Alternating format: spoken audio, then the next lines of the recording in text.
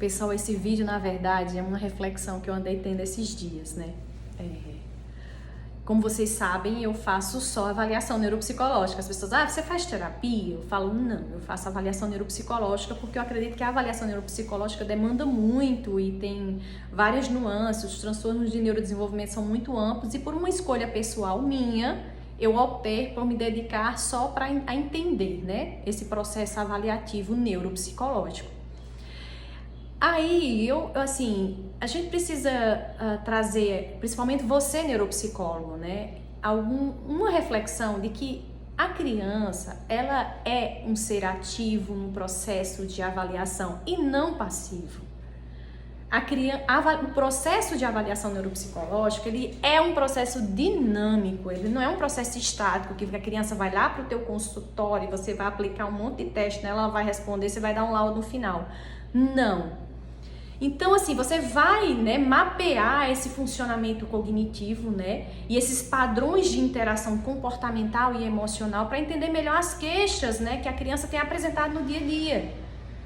Mas, para você precisa contar com o engajamento dessa criança, você precisa formar um bom vínculo com essa criança.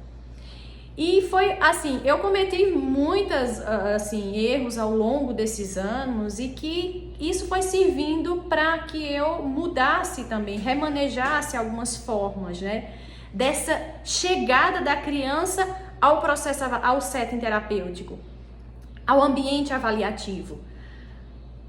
Eu vou dar umas dicas. Primeiro, você precisa conversar com os pais, principalmente das crianças que já entendem, crianças que têm entendimento, a partir lá dos 5 anos. Por que ela está indo passar pelo neuropsicólogo? Então, assim, aconteceu comigo, de eu estar lá, toda, sabe, com cronômetro, aquela coisa toda. Aí eu sempre pergunto, seu pai falou? A primeira coisa que eu pergunto, eu oriento os pais a conversar, mas eu sempre recebo a criança, né, dou esse acolhimento, acolho a criança, pergunto para ela, papai e mamãe falou o que você veio fazer aqui? Não, tia, aí eu vou conversar com vocês, como é que eu converso? Então, às vezes, assim, quando eu não pensava muito, né, nessa chegada que é tão importante no processo avaliativo, que é o primeiro contato, e aí a criança, eu terminando lá, o VISC e tal, meu planejamento de sessão aqui e tal. Aí a criança olhou e disse, tia, a gente não ia conversar? Você não é psicóloga? Eu falei, sou psicóloga, mas a gente não vai conversar? Eu falei, não. Assim, a gente conversa, a gente vai ter várias conversas, mas assim, não, porque mamãe falou que eu não vinha para aqui fazer essas atividades. Mamãe falou que eu vinha para aqui conversar. Aí eu, então, é porque aqui a tia é neuropsicóloga, ela não vai só conversar, ela vai conversar e vai fazer outras atividades, tal. Então, assim, durante a anamnese eu já oriento os pais como abordar a criança. Muitas crianças, elas têm noção das dificuldades dela. Por exemplo, uma criança com TDAH.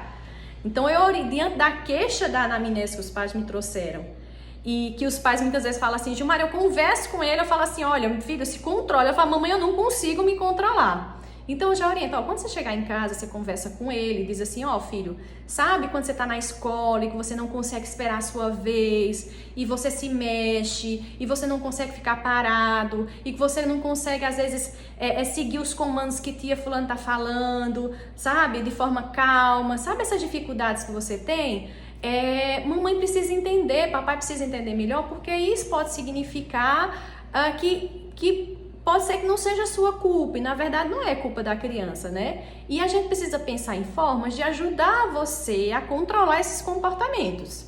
Como a gente vai fazer, né? Para que você tenha maior controle sobre ele. Lógico que a criança não vai controlar todos, não vamos gerar também falsa expectativa, mas a gente precisa saber como é que como manejar melhor para ajudar. O que é que a gente pode fazer, filho, para te ajudar quando você está assim? Aí eu sempre dou essa orientação para os pais e falo, olha, você precisa ter esse cuidado, vamos conversar, então assim, vamos conversar com a criança, orienta essa criança, tal, para que ela venha sabendo que, então, você vai lá para Gilmar, ela é neuropsicóloga, e ela vai fazer umas atividades. Eu evito e peço aos pais para não usar o nome teste, sabe? E quando a criança chega, eu acolho, eu falo, papai e mamãe conversou com você? Conversou. Então aqui agora a gente vai fazer várias atividades, eu quero entender como é que você funciona, sabe? E assim, eu sempre uso esse processo de chegada, essa entrada da criança, né? Pra gente pensar de forma lúdica, assim, sabe? Às vezes eu falo assim, olha, às vezes, você sabia que a gente tem neurônios? Aí eu brinco com eles, sabe? Eu tenho uns neuroninhos aqui que eu vou mostrar pra vocês. Bem-vindo, ó. Esse aqui é Tico e esse aqui é Teco. Tico e Teco, sabe? A gente mostra esses neurônios e a gente fala, você sabe onde é o seu cérebro? É aqui e tal. E eu tenho um cérebro também, né? Olha aqui meu cérebro e eu mostro pra ela. Então, às vezes, a gente não consegue controlar esses comportamentos. Não é que a gente não queira, é porque tem alguma coisa que não tá ajudando que a gente controle. E eu explico de forma lúdica, tal. Às vezes quando é uma questão atencional, às vezes a gente não consegue se distrair, realmente é porque tem uma área aqui, ó, do nosso cérebro que faz essa questão de captar, de selecionar essas informações alvos e que não são alvos. Então, resumindo, eu vou de forma lúdica, né, dinâmica, porque tendo em vista que a criança é um ser ativo no processo de avaliação e não passivo. Essa criança precisa estar nesse processo avaliativo. Eu sempre pergunto isso. Você está gostando? Eu sempre, quando eu recebo, eu pergunto como foi seu dia? Você está bem? Tá tudo beleza? Assim, como é que tá o humor? Assim, eu não vou perguntar, seu humor, não. E aí, como é que tá hoje? Tá mais cansado? Eu procuro sondar o humor da criança, eu procuro saber como é que ela tá. Pra gente ir, assim, reforçando esse vínculo, entendendo que a criança não é um ser passivo, como eu já falei. Então, assim, pessoal, é importante que a criança saiba o que ela está fazendo. Lógico que com adolescente a metodologia é outra, com crianças muito pequenas a metodologia é outra. As estratégias, não vou falar nem metodologia, eu vou falar em estratégias, são outras. Mas lembre-se que esta criança não está aí para você aplicar teste com ela. Você vai avaliar os recursos dessa criança para que você possa orientar intervenções mais efetivas e que você possa auxiliar no processo diagnóstico. E que essa criança, esse processo não é de você para ela, esse processo é construído, esse processo é dinâmico, existe um movimento durante o processo avaliativo, sabe? E assim, entender que a avaliação não é só um negócio estruturado que eu vou comprar aqui, comprar o teste tal, vou fazer assim, assim, assim, vai lhe ajudar muito na qualidade da avaliação. Porque a qualidade da avaliação não perpassa só por você não só dominar, isso aí tudo é mega importante, você precisa dominar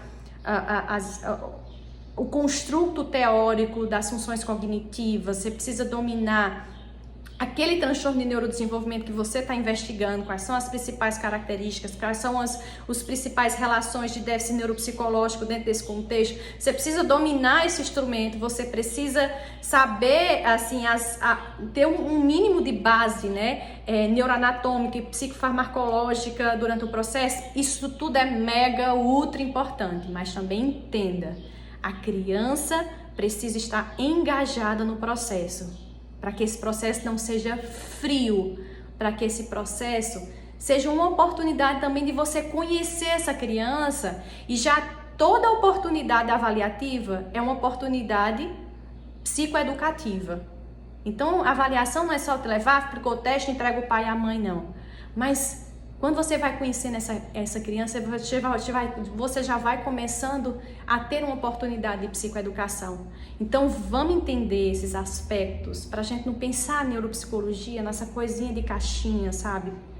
Neuropsicologia é muito mais além, por isso que eu sou apaixonada e só faço isso.